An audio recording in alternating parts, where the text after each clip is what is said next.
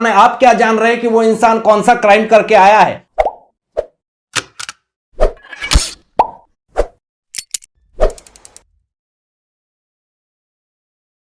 नमस्कार। एनसीपी के नेता नवाब मलिक को बॉम्बे हाईकोर्ट से जिस तरीके से लतार लगी है, तो 20 साल की सजा क्यों तय है और किस तरीके से पूरी विवाद चल रही है नवाब मलिक को लेकर के, और ईडी यहां पे पूरी तरीके से जो शिकंजा इनके ऊपर कसी है, तो बॉम्बे हाईकोर्ट का क्या बड़ा बयान आ चुका है आपको बताएंगे इस वीडियो में। लेकिन आपको बता दें दोस्तों कि जिस तरीके से नवाब मलिक फोटो पे विवाद खड़ी करते थे, तो जब पिताश्री ये काम करेंगे तो उनकी बेटी कैसे चुप रहेंगी। साना मलिक शेख ने एक पूरी तरीके से देवेंद्र फडणवीस जी की पूरी तरीके से दाऊद इब्राहिम कनेक्शन मिलाने की कोशिश करी है। पूरा इस फोटो के बारे में आपको डिटेल्स में बताएंगे। जिस ताव में नवाब मलिक जेल से बाहर आकर के चीख रहे थे, चिल्ला रहे थे ईडी के कस्टडी से बाहर कि मैं रुकूंगा नहीं, मैं थकूंगा नहीं, मैं अपनी आवाज उठाऊंगा, मैं झूठ के लिए आवाज उठाऊंगा, तो ये सारी हेकरी जो है वो नवाब मलिक की पूरी तरीके से निकल गई है।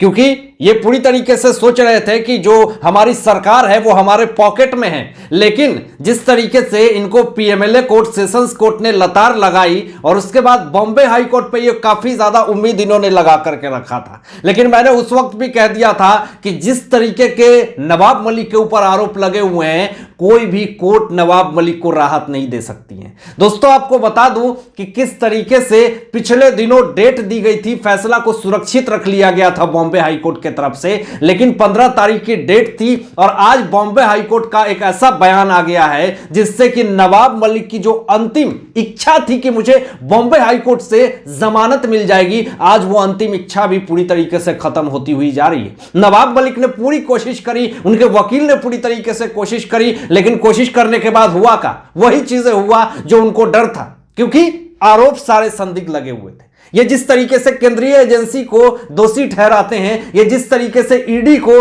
दलाल कहते हैं इन्हीं के नेता शिवसेना सांसद, लेकिन आज बॉम्बे हाई कोर्ट ने जिस तरीके से बयान दे दिया है, इससे तो शिवसेना सांसद संजय राउत के भी मुंह पे पूरी तरीके से कालिक पुतने वाली है और नवाब मलिक की भी पूरी तरीके से कालिक पुतने वाली है। साफ तौर पर बॉम्बे हाई कोर्ट ने यह कह दिया है कि जो आरोप इनके ऊपर जो जो लगे हुए हैं वो सब सत्य है, और ऐसे ऐसे संदिग्ध जो पॉइंट रखे हैं ईडी ने, वो साफ तौर पे उसको सही बताया है। आपको यह भी बता दे दोस्तों कि जिस तरीके से नवाब मलिक ने यह कहा था कि हमें गलत तरीके से, अवैध तरीके से हमें गिरफ्तार करके ला करके रख लिया गया है, तो बॉम्बे हाई कोर्ट ने साफ तौर पे कह दिया कि कोई अवैध तरीके से ईडी ने गिरफ्तार नहीं किया है। सारे ईडी ने सबूत को इकट्ठा किया है और जमा किए हैं बॉम्बे हाई कोर्ट में और फिर जाकर के गिरफ्तार किया है। आप खामोखा सेंट्रल एजेंसी को, ईडी को बदनाम कर रहे हैं। यह साफ तौर पे ईडी ने पूरी तरीके से जो सबूतें रखी थी, तो बॉम्बे हाई कोर्ट को यहां पे सपोर्ट करना पड़ा,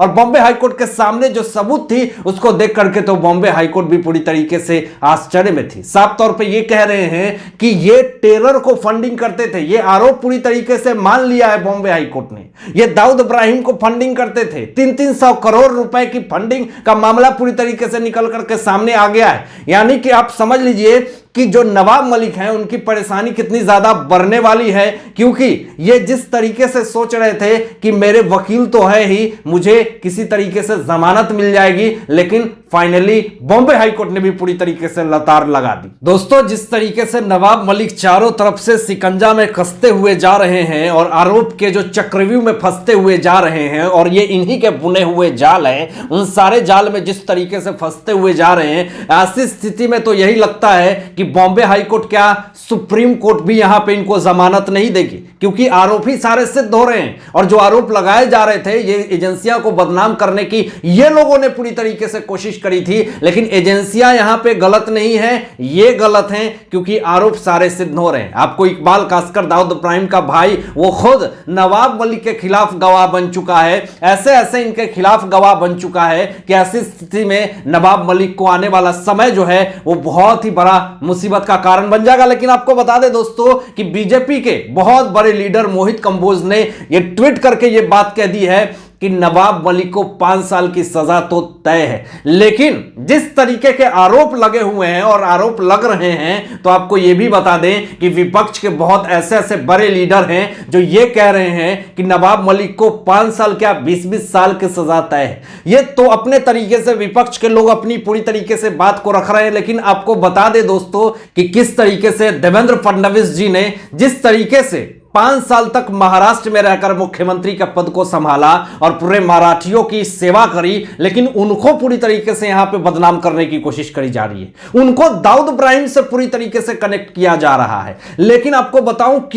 क्योंकि यहां पे जिस तरीके से नवाब मलिक को एक्सपोज करने वाले देवेंद्र फडणवीस जी, उनके पत्नी को भी किस तरीके से नवाब मलिक ने ही एक पार्टी में जिस तरीके से दाऊद के गुर्गों के साथ कोई भी पब्लिक प्लेस पे आकर के सेल्फी ले लेता है तो आप वहां पे मना नहीं कर सकते हैं। अब वो इंसान किस कैटेगरी का है, कहां से कौन सा क्राइम करके आया है, वो उस वक्त कोई नहीं पूछता है, लेकिन इन्होंने ही एक प्रेस कॉन्फ्रेंस में देवेंद्र फडणवीस जी की पत्नी को दाऊद इब्राहिम से कनेक्शन जोड़ दिया था और यह बात पूरी तरीके से वायरल हुई थी। और उसके बाद मानहानि का भी केस देवेंद्र फडणवीस जी ने किया। पूरी तरीके से जो नवाब मलिक ने जो वाकया किया, अब इनकी जो बेटी साना मलिक शेख जो है वो करती हुई दिख रही है। लेकिन ऐसा मैं क्यों कह रहा हूं, पहले पूरे वाक्य को समझ लीजिए। आपको मैं बता दूं कि डॉक्टर लांबे ये दाऊद इब्राहिम के खास हैं, ऐसा इनकी रिकॉर्डिंग लीक हुई है। जो रिकॉर्डिंग को लीक करने वाले कौन है? देवेंद्र फडणवीस जी, जो कि पेनड्राइव मामले में जाकर के विधानसभा में ये ऑडियो लोगों के सामने रखी। तो उसमें जो डॉक्टर लांबे हैं वो ये कह रहे हैं कि मेरे ससुर जो है वो दाऊद इब्राहिम के राइट हैंड है, जिससे कि पूरा डॉक्टर लांबे का पूरी तरीके से रिलेट किया जा रहा है कि ये दाऊद इब्राहिम के ही गुर्गे हैं और जिन्होंने बम विस्फोट में इनका पूरा मास्टरमाइंड प्लान है, ये पूरी तरीके से दाऊद के खास हैं। तो इस तरह के आरोप डॉक्टर लांबे के ऊपर लग रहे हैं। तो अब एक कल से फोटो शेयर हो रही है जो डॉक्टर लांबे और देवेंद्र फडणवीस जी का फोटो साथ में क्लिक करके साना मलिक शेख, नवाब मलिक की बेटी ने अपने ट्विटर हैंडल पे शेयर किया है और यह कहा है कि यह दाऊद इब्राहिम के साथ, दाऊद इब्राहिम के गुर्गे के साथ जो देवेंद्र फडणवीस जी हैं वो क्या कर रहे हैं। तो ये आरोप जिस तरीके से कल से ये फोटो वायरल करवाई गई है कि नवाब मलिक तो सिर्फ दाऊद के गुर्गे नहीं हैं, देवेंद्र फडणवीस जी भी दाऊद के गुर्गे हैं, ये आरोप लगाया जा रहा था। लेकिन अब यहां पे पूरी तरीके से पक्ष में बीजेपी के नेता मोहित कंबोज जी सामने आते हैं और इस बात को पूरी तरीके से काटते हैं और ये कहते हैं, पहले उन्होंने एक फोटो शेयर किया कि क्या ये तो बहुत पहले की फोटो है और बहुत ही पुरानी फोटो है जो ये शेयर किया जा रहा है और उस वक्त वो सत्ता में थे, मुख्यमंत्री के पद पे थे। अगर कहीं आप शो में जाते हैं, पब्लिक प्लेस में जाते हैं, अगर कोई फोटो क्लिक करवा लेता है तो क्या आप उसको कहेंगे आप हटो, दूर हटो, मुझे फोटो नहीं क्लिक करवाना है? आप क्या जान रहे हैं कि वो इंसान कौन सा क्राइम करके आया है? आपके लिए तो वो एक बस से कार्यकर्ता है, आपके लिए एक गेस्ट है, तो आप उसके साथ जस्ट लाइक पब्लिक प्लेस पे आप फोटो क्लिक करवा लेते हैं। आप उसकी मंशा नहीं जान रहे हैं, तो ये बहुत ही पुरानी फोटो है। लेकिन आपको बता दें दोस्तों कि मोहित कंबोज जी ने एक फोटो शेयर किया जो कि एनसीपी के चीफ अध्यक्ष शरद पवार के साथ भी, जो कि ऑफिस की वो फोटो है, अंदर की है। लेकिन जो देवेंद्र फडणवीस जी का जो डॉक्टर लांबे के साथ फोटो है वो पब्लिक प्लेस पे है और ये जो एनसीपी चीफ अध्यक्ष शरद पवार के कैबिन की फोटो है जहां पे डॉक्टर लांबे उनसे मुलाकात कर रहे हैं। तो ये पूरी तरीके से इन्होंने आवाज को उठाया कि ये कैबिन के अंदर एक टेरर माइंड, एक दाऊद इब्राहिम के गुर्गे के साथ एनसीपी के चीफ अध्यक्ष शरद पवार क्या कर रहे हैं, कौन सी मीटिंग कर रहे हैं। हालांकि आप क्या सोचते हैं इन सारे मुद्दों पे, इन सारे बातों पे अपनी विचार जरूर व्यक्त कीजिएगा और ऐसा ही लेटेस्ट अपडेट पाने के लिए इस चैनल को सब्सक्राइब करके बेल आइकन प्रेस कर दीजिएगा और अपना ध्यान रखिएगा। सत्यमेव जयते, जय हिंद।